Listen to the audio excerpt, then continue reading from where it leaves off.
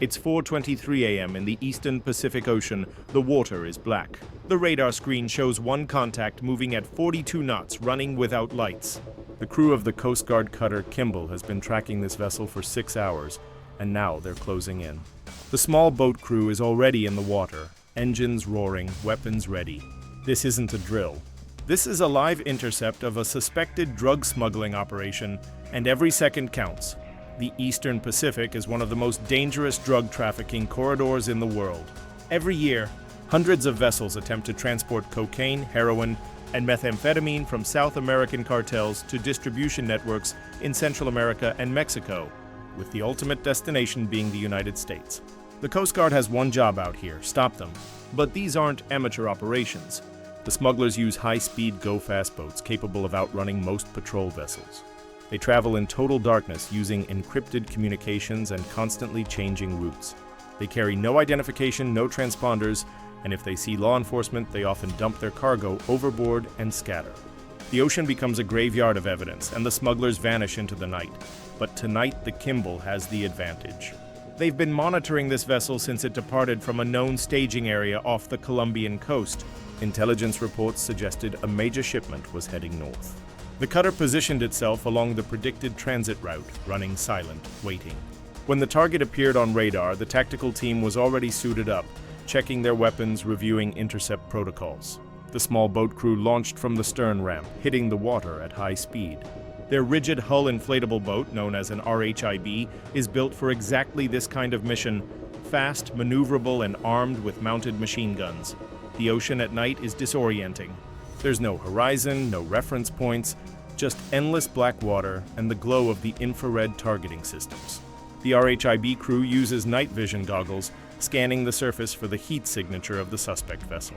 The boat they're chasing is a panga-style vessel, common among drug traffickers. It's long, narrow, and can carry up to 2 tons of cocaine in a single run. At current street value, that's over $60 million. The crew knows what they're dealing with. They've trained for years for moments like this, running intercept drills in rough seas, practicing boarding procedures, learning how to identify threats in split-second decisions. But training is one thing. A live operation in the middle of the ocean, in total darkness, is something else entirely.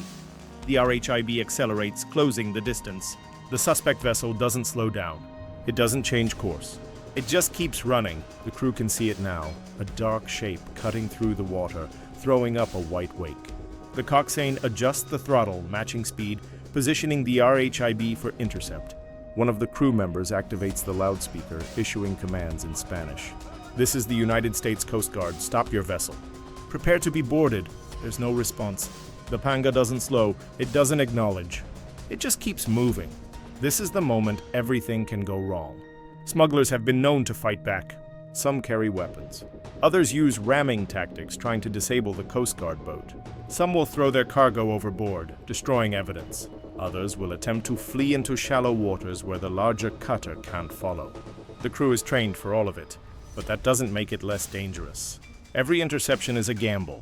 Every approach could be the one that turns violent. The RHIB moves alongside the panga. The crew can see figures moving on deck, shadowy shapes illuminated by the infrared lights. They count 4 individuals, all male, all watching the Coast Guard boat. The boarding team prepares to make their move. One crew member readies the grappling hook, another keeps his weapon trained on the suspect vessel. The coxswain edges closer, close enough now that the 2 boats are almost touching. The sea is rough, waves pushing the vessels together and then apart. Timing is everything.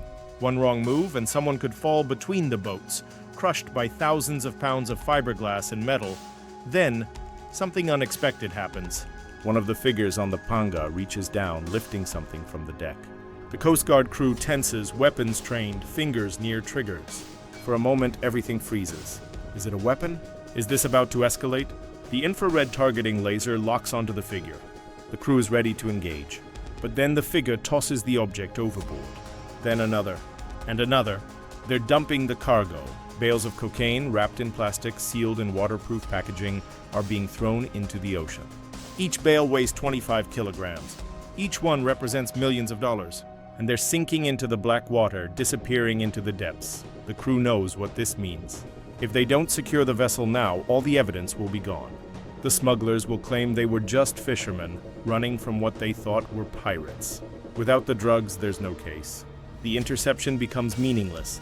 The coxswain makes the call. They're going in. The RHIB surges forward, pulling alongside the panga. The boarding team moves fast, jumping across the gap between the boats, weapons raised, shouting commands. The smugglers drop to the deck, hands raised, not resisting. They know it's over. The Coast Guard crew secures them, placing them in flex cuffs, conducting quick searches for weapons. Clear, the vessel is secure, but the operation isn't finished. The cargo is still sinking. The crew radios the cutter, calling for support. Within minutes, another RHIB is in the water, along with a rescue swimmer. They're searching for the bales, using spotlights and sonar to locate the floating packages. Some of the bales are still on the surface, kept buoyant by air pockets in the packaging. The crew pulls them from the water, hauling them into the boats. Each bale is marked with tape and symbols, cartel identification codes. These markings will later be used by intelligence analysts to trace the shipment back to its source, identifying trafficking networks and distribution routes. By the time the sun rises, the Coast Guard has recovered over 1,500 kilograms of cocaine. The street value is estimated at $45 million. The 4 smugglers are in custody, being transferred to the cutter for processing and eventual handover to federal authorities. The panga has been seized, its engines disabled, marked as evidence. The operation is a success, but for the crew of the Kimball, this is just another night. Tomorrow, they'll be back on patrol, scanning the radar, watching for the next contact, the next target, the next intercept. The war on drugs at sea is relentless. The cartels are well-funded, highly organized, and constantly adapting. They use semi-submersibles, vessels that travel just below the surface, nearly invisible to radar. They use decoy boats, sending multiple vessels on different routes, forcing the Coast Guard to choose which target to pursue. They embed their shipments on legitimate fishing vessels, hiding cocaine inside frozen tuna, inside fuel tanks, inside hidden compartments welded into the hull. They use corrupt officials, bribing port workers and customs agents to look the other way. And they have an endless supply of desperate people willing to risk their lives for a paycheck. Piloting these boats through some of the most dangerous waters in the world, the Coast Guard is outmanned and outgunned. Their cutters are old, some over 30 years in service, constantly breaking down, requiring endless maintenance. Their small boat crews operate in extreme conditions, facing 12-foot swells, tropical storms, mechanical failures, and the constant threat of violence. They spend months at sea, away from their families, living in cramped quarters, working 18-hour shifts, surviving on adrenaline and caffeine. And for every successful interdiction, there are dozens of smuggling runs that go undetected. The ocean is vast. The cartels have resources, and the demand for drugs in the United States shows no sign of decreasing, but the Coast Guard keeps going. They keep patrolling. They keep intercepting. Because every bale of cocaine they pull from the water is one less shipment reaching American streets. Every smuggler they arrest is one less link in the trafficking chain. Every vessel they seize is one less asset the cartels can use. The work is dangerous, the work is exhausting, but the work matters. This particular operation off the coast of South America is part of a larger mission. The Kimball is deployed as part of Operation Martillo, a joint international effort involving multiple countries and agencies. The operation targets drug trafficking routes in the Eastern Pacific and Caribbean, coordinating patrols, sharing intelligence, and conducting joint interdictions. Since its launch, Operation Martillo has resulted in the seizure of hundreds of tons of cocaine, the arrest of thousands of smugglers, and the disruption of major cartel operations. But the cartels adapt. They always adapt.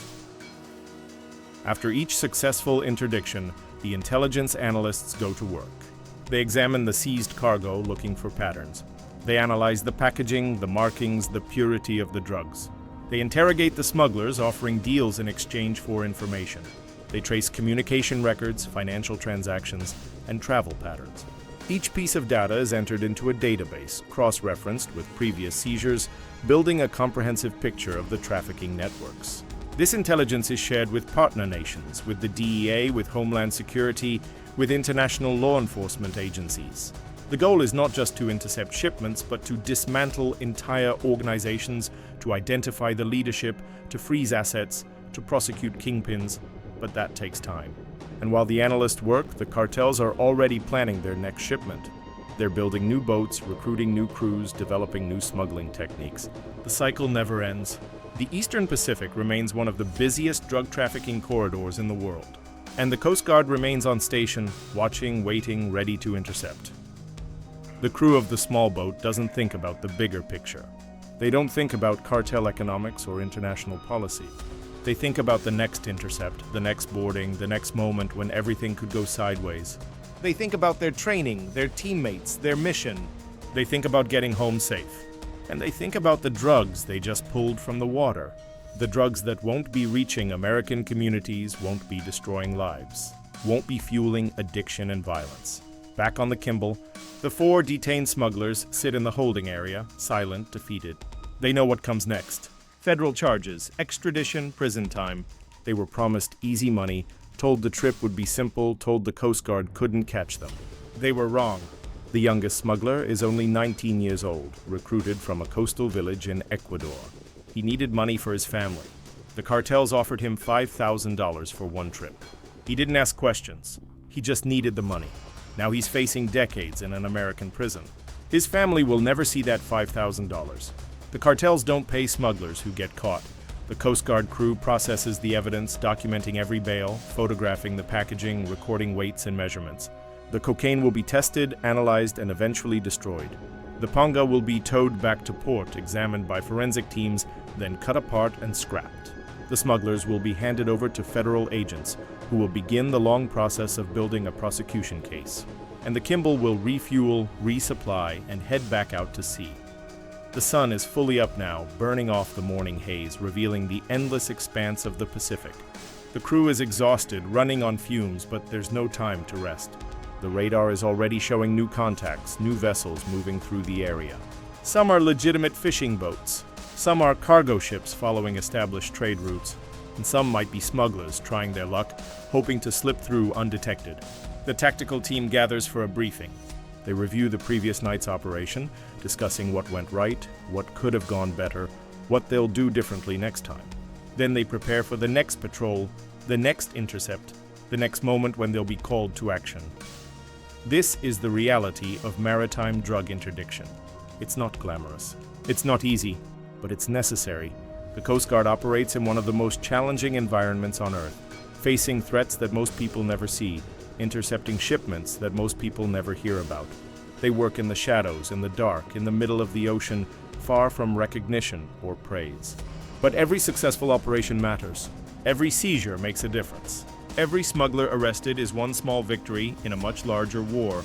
The footage from this intercept will be analyzed, used for training, shared with partner agencies. It will serve as a reminder of the dangers faced by Coast Guard crews, the risks they take every day to protect American borders and disrupt criminal networks. And it will serve as a warning to the cartels: the Coast Guard is watching, the Coast Guard is ready, and the Coast Guard will not stop. If you want to see what happens next, check out the next video.